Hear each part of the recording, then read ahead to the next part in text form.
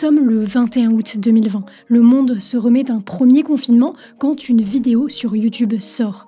Immédiatement, elle bat le record du monde du meilleur démarrage en 24 heures sur YouTube, accumulant 101 millions de vues. Cette vidéo, c'est Dynamite du groupe de K-pop BTS. Et c'est loin d'être leur seul exploit. Le groupe battra son propre record un an plus tard avec le titre Butter, 108 millions de vues en 24 heures. Ce seront les troisièmes artistes les plus écoutés au monde en 2021 sur Spotify, à l'heure où les clips occidentaux peinent à dépasser le milliard de vues. Les BTS les enchaînent et concernant leur impact économique, en 2019, donc avant même tout ça, on considérait qu'ils rapportaient à la Corée du Sud 4,6 milliards d'euros par an, soit environ 0,3% du PIB du pays.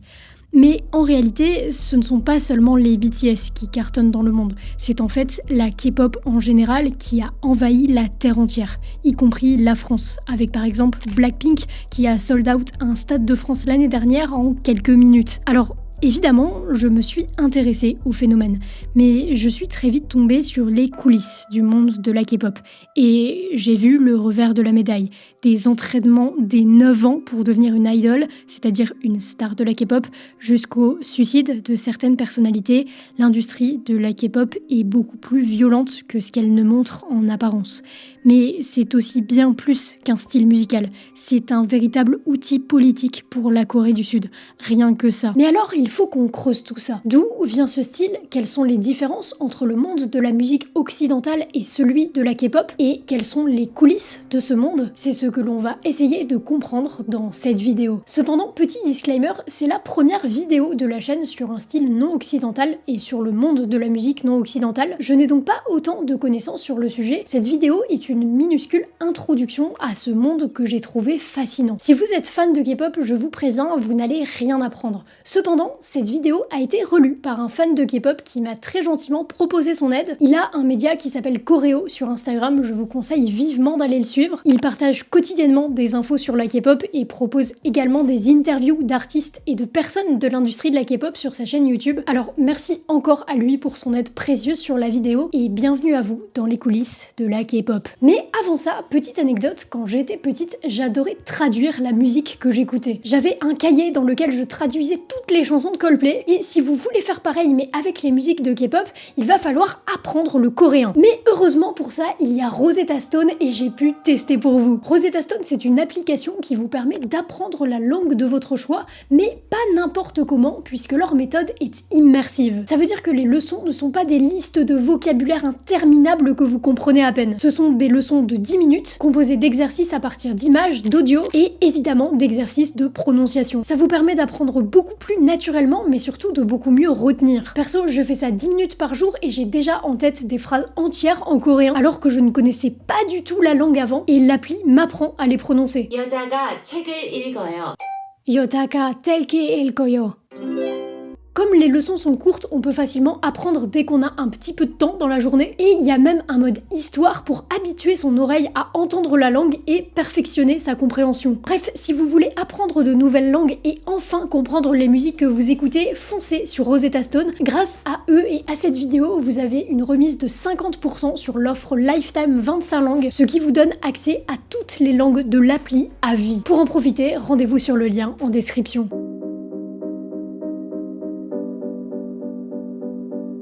Nous sommes dans la Corée du Sud des années 90 et musicalement, les jeunes sud-coréens écoutent principalement de la musique occidentale.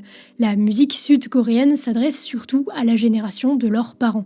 Mais tout va changer le 11 avril 1992 lorsque 3 jeunes hommes débarquent sur le plateau d'un concours de talent diffusé en direct à la télé devant des millions de Sud-Coréens. Ce soir-là, les 3 jeunes hommes présentent quelque chose de tout nouveau. De la musique aux paroles jusqu'à leur chorégraphie, personne n'a jamais vraiment vu et entendu ça.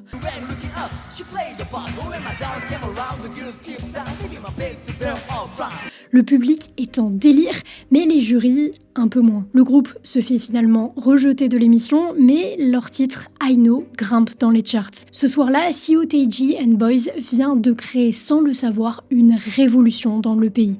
La K-pop vient en quelque sorte de naître. À l'époque, malgré le succès du groupe l'année suivant leur diffusion, tout le monde pense que c'est une mode passagère, vouée à disparaître. Pourtant, le groupe a déjà un grand impact dans le pays. Quelque temps après leur succès, des entreprises vont naître. Ce sont des sociétés spécialisées dans le divertissement, des agences.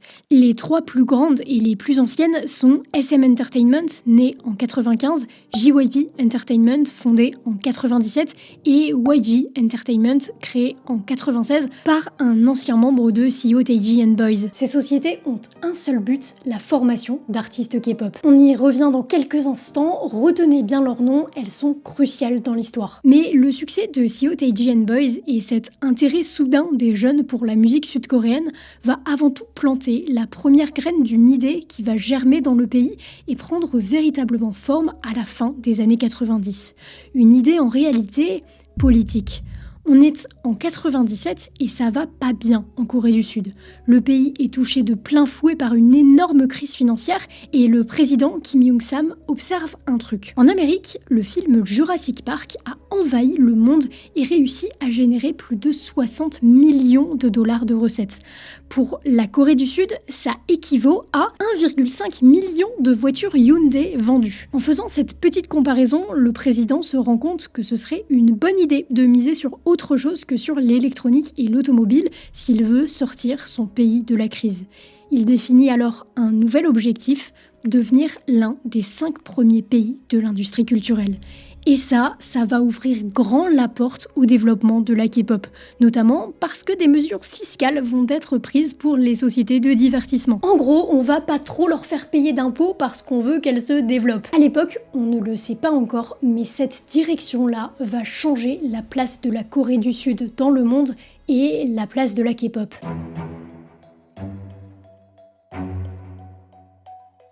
Mais avant de conquérir l'Occident, la Corée du Sud va séduire l'Asie. En février 2000, le groupe H.O.T., considéré comme l'un des premiers groupes de K-pop, joue un immense concert à Pékin, en Chine, concert qui contribue très fortement à étendre l'influence de la K-pop. Mais ce n'est pas seulement la musique sud-coréenne qui séduit, ce sont aussi les séries sud-coréennes, la cuisine, même la littérature, bref, le petit pays bloqué entre 2 puissances mondiales qui traversait une crise économique sans précédent est en train de devenir réellement à la mode.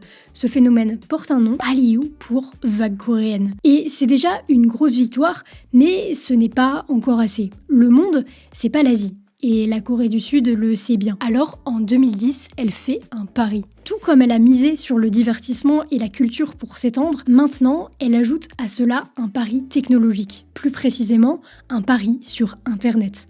En 2010, le pays équipe la plupart des foyers sud-coréens d'une connexion Internet haut débit. On est en 2024, je travaille sur Internet et je n'ai pas la fibre, à titre d'exemple.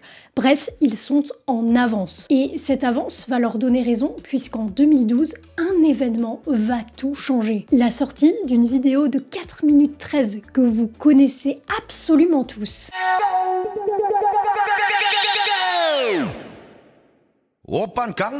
C'est pas vraiment de la K-pop, on va revenir sur la définition plus tard, mais ça va avoir une conséquence sur la K-pop dans le futur.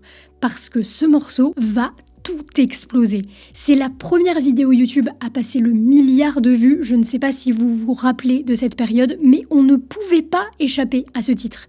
C'est un morceau en langue coréenne qui perce à l'international et ça, c'est la première fois de l'histoire. Pourtant, il y a eu des tentatives avant. Girls' Generation, un groupe de K-pop féminin, avait mené une campagne internationale soutenue par un gros label. Les Wonder Girls avaient fait la première partie des Jonas Brothers, mais ça ne prenait pas. Gangnam Style, même si c'est une anomalie, ouvre la porte à la Corée du Sud et à la K-pop sur l'Occident. Et vous avez bien compris que ça fait longtemps que la Corée du Sud attend ça. En 20 ans, elle a eu le temps d'expérimenter et d'apprendre à façonner le meilleur produit culturel possible. Et je n'utilise pas ces mots au hasard. Vous vous rappelez des sociétés de divertissement dont je vous parlais? SM Entertainment, JYP Entertainment, YG Entertainment? Eh bien, elles ont été conçues spécifiquement pour former et lancer des artistes K-pop. De la même manière qu'on lancerait créer un produit. Sauf que là, les produits, ce sont des humains.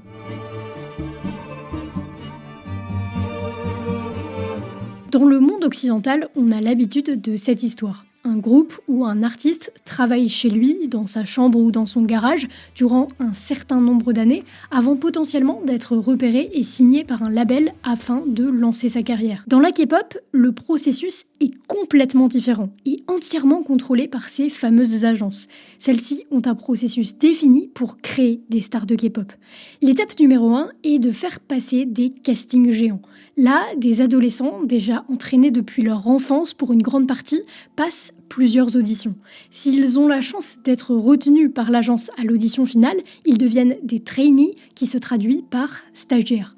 En gros, pendant plusieurs années, soit à côté de leurs études, mais le plus souvent à plein temps, jusqu'à 200 adolescents par agence, pour les plus grosses, vont suivre un entraînement à rude épreuve. Ils vont perfectionner leur danse, leur chant, mais aussi leur langue, leurs expressions faciales, leur manière de s'exprimer et de se tenir en public, tout ça en dormant extrêmement peu et en tenant un régime alimentaire extrêmement strict. Ces jeunes femmes et ces jeunes hommes, pour la plupart, dorment dans des dortoirs ensemble. Bref, c'est une sorte d'école très difficile pour former des stars. Sauf qu'évidemment, parmi eux, tous ne deviendront pas des stars. C'est difficile à quantifier, mais environ 10% des adolescents connaîtront un début dans un groupe. Et ça ne veut pas forcément dire qu'ils deviendront célèbres. Ça veut dire que 10% iront jusqu'à l'étape de former grâce à l'agence un groupe de K-pop. Et ce n'est pas du tout eux qui forment ce groupe. C'est l'agence qui prend des trainees ensemble et leur dit « vous serez tel groupe ». Pour vous donner un exemple, J.O. s'est entraînée dès ses 8 ans et pendant plus de 10 ans sans avoir la certitude de débuter un jour. Heureusement pour elle, ses efforts ont fini par payer car elle a finalement débuté à 18 ans dans le groupe Twice. Et là, peut-être que votre réaction première est de vous dire « comment c'est possible ?» Ça paraît tellement sévère et surtout on touche au sujet de l'enfance parce qu'encore une fois les cours commencent très jeunes comme on l'a vu avec J.O. Mais je pense qu'il faut qu'on ajoute une nuance. Il ne faut pas oublier que les mœurs de la société sud-coréenne, et d'ailleurs assez globalement des sociétés asiatiques, sont très différentes des nôtres, notamment concernant le travail. La valeur travail et l'exigence dans tous les domaines de la vie est ce qui régit l'existence de la plupart des Sud-Coréens. Ainsi, cette charge de travail, bien qu'elle soit très difficile, est en fait quelque chose d'intégré par tous les Sud-Coréens, même en dehors de la K-pop, depuis leur plus jeune âge. Donc, ce processus trouve quelque part son sens dans la société sud-coréenne, alors qu'en France par exemple, les patrons des agences et les parents seraient en prison, ce qui prouve que c'est un peu une question de culture. Bon, cependant, si on trouve une explication assez rationnelle à cette manière de fonctionner, les agences procèdent à d'autres traitements difficiles.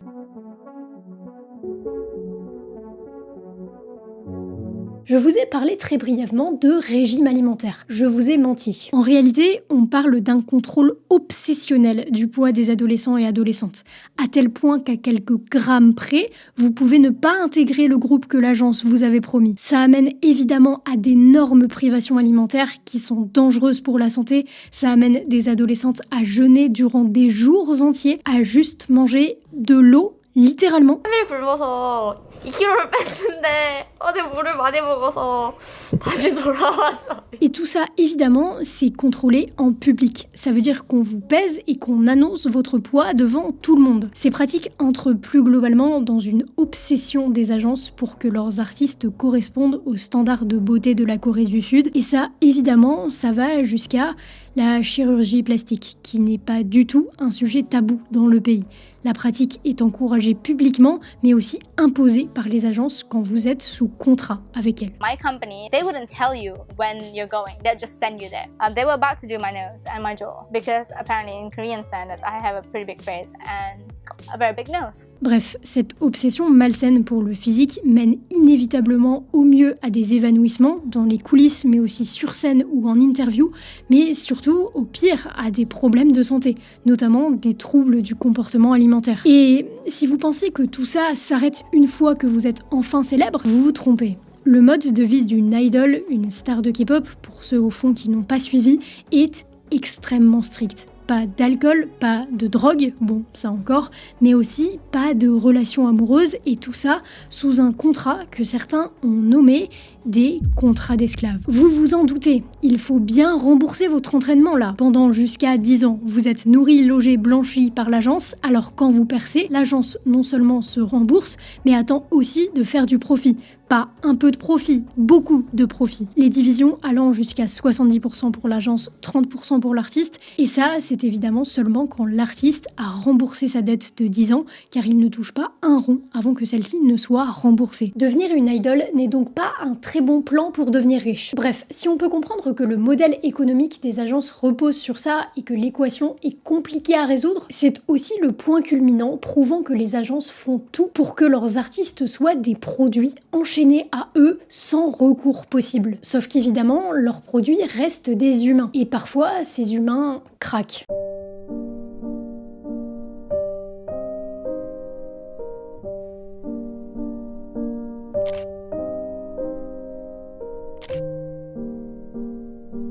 Les visages que vous voyez ici sont des visages qui ne vieilliront plus jamais. Le suicide, s'il est particulièrement élevé dans les milieux créatifs, l'est encore plus dans le milieu de la K-pop. Encore une fois, inscrivons cette information dans un contexte. La Corée du Sud est l'un des pays où le taux de suicide est le plus élevé au monde.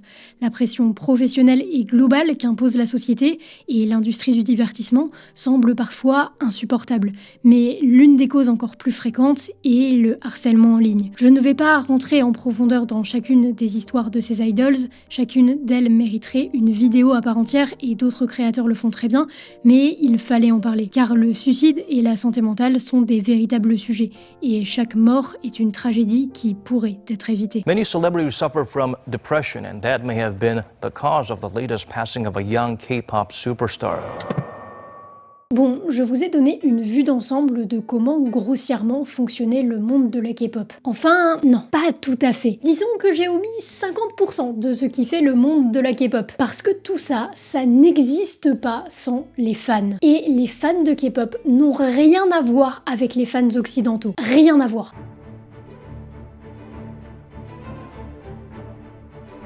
Les fans de K-pop sont les communautés de fans les plus puissantes du monde, premier degré. Et elles ne sont pas en majorité composées de Sud-Coréens, mais bien de fans de partout dans le monde. Pour vous donner un exemple, en 2020, il y a eu 6,7 milliards de tweets sur la K-pop, soit 28% de plus que de tweets sur le Covid. Nous sommes en guerre. Mais ce qui fait la force des fans de K-pop, ce n'est pas juste leur nombre, mais c'est surtout leur organisation. Ils créent des fandoms qui sont très identifiables et ils s'organisent ensemble pour faire ce qu'ils veulent. Saboter un meeting de Donald Trump en achetant plein de places pour que la salle soit vide, les fans de K-pop peuvent le faire. Lever $1 million pour des associations sans même l'appui des groupes qu'ils soutiennent, les fans de K-pop peuvent le faire et juste en se synchronisant sur Twitter avec un hashtag. Et plus encore, ce sont les fans qui décident si un groupe de K-pop perce ou non. Les fans ont le pouvoir. Et les agences le savent parfaitement. La relation entre les artistes et les fans est passée d'une relation horizontale, où en gros l'artiste donne à ses fans et les fans le soutiennent, ce qui est le cas en Occident, à une relation verticale, où les liens entre l'artiste et sa communauté sont extrêmement forts. Et beaucoup de gens critiquent les fans de K-pop. Bon, au-delà du fait que c'est idiot de critiquer quelqu'un qui a une passion, je ne sais pas si vous vous rendez compte de la puissance du modèle K-pop. À côté, en Occident, on est réellement à la traîne et je pense qu'on a un peu oublié que c'était les fans qui faisaient vivre le monde de la musique. Parce qu'évidemment, au-delà de tous les aspects que je viens de citer, les fans ont plus que tout un impact économique. Imagine you had to spend maybe $8,000 to $10,000 a year for just K-pop. Déjà parce qu'ils se rendent le plus possible au concert, mais surtout parce qu'il y a une grosse culture du merchandising, avec les photocards qui sont des cartes spéciales avec les têtes des idoles, mais aussi avec les lightsticks, des bâtons lumineux à emmener en concert pour montrer son appartenance au fandom, et aussi toutes les publicités extérieures au merch des artistes. Tout ce qui touche les artistes est sold out par les fans en quelques heures. Alors imaginez quand ils font une pub pour genre McDo. Yeah, we're here for the BTS. Et c'est vraiment un système gagnant-gagnant. Côté artiste, ça engendre beaucoup de visibilité parce que ce sont les fans qui font la promo et qui font grossir leur propre rang, et ça rapporte de l'argent parce que les contrats publicitaires sont très négociables et que le merch rapporte beaucoup. Et côté fan, ça crée un sentiment communautaire incroyable que vous ne retrouverez dans aucune communauté musicale autre que la K-pop. Bref, c'est insane. Mais malheureusement, l'univers aime l'équilibre. Et quand un phénomène est très cool, il est souvent accompagné d'un phénomène très peu cool. Le revers de la médaille.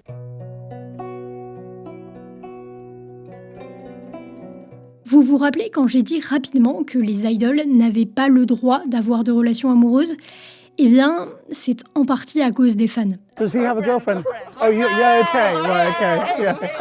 Alors, ce n'est pas la seule raison, les agences sont très strictes sur les relations qu'entretiennent leurs protégés avec le monde extérieur, et même les parents ne sont que très peu autorisés à voir leurs enfants quand ils sont trainees. Mais une raison implicite de l'interdiction des relations amoureuses est que les fans doivent pouvoir se projeter. On parle sûrement à la base d'une minorité, mais comme les agences veulent exploiter au maximum le potentiel des fans, ils sont prêts à pousser l'idée des relations parasociales à son maximum. À tel point qu'elles doivent parfois faire des communiqués officiels pour démentir que leurs artistes ne sont pas en couple, comme c'est arrivé récemment avec une membre du groupe Blackpink. Donc, niveau vie privée, même si vous l'aviez sûrement compris avant, les artistes n'en ont pas. Et en plus de ça, il y a beaucoup de harcèlement. Notamment parce que si des communautés de fans se forment, il y a aussi des communautés d'anti-fans. De gens qui détestent un groupe et qui décident de le faire savoir à la terre entière. Mais ça reste une minorité. Par contre, une majorité de fans, d'une manière ou d'une autre, s'identifient. L'identification à un artiste ou plus globalement à une personnalité, c'est ce qui permet une relation parasociale. Et c'est la base du phénomène de fan. Le problème dans le cas de la K-pop, c'est que les idols sont formés pour être parfaits, notamment physiquement. Et ça pousse une partie des fans, majoritairement très jeunes, à vouloir correspondre à ces standards de beauté inatteignables et dangereux, et parfois à un très jeune âge à abandonner leurs rêves. Why do you want to focus on being more of a choreographer rather than an idol? Maybe because, like, how I look.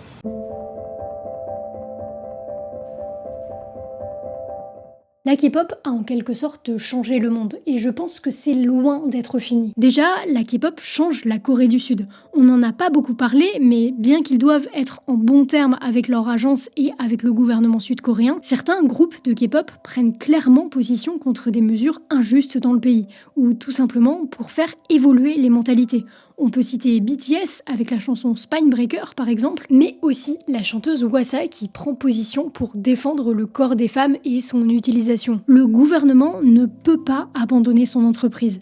La K-pop est un outil tellement puissant de soft power que le pays a tout intérêt à renforcer encore et encore son industrie musicale, ne serait-ce que dans un intérêt de relations internationales. À mon sens, la K-pop est un véritable concurrent pour l'industrie musicale américaine et occidentale qui a des difficultés, d'une part économiques, mais qui surtout n'a pas saisi cette vague de verticalité entre les artistes et les fans. Évidemment, l'industrie de la K-pop est très loin d'être parfaite, mais l'industrie musicale occidentale ne l'est pas non plus. Et je pense qu'on a des choses à apprendre du modèle sud-coréen. Dans tous les cas, à mon sens, ce n'est que le début de l'expansion de la K-pop. J'espère que cette vidéo vous a plu, c'était Lovie. Je vous dis à la semaine prochaine, prenez soin de vous.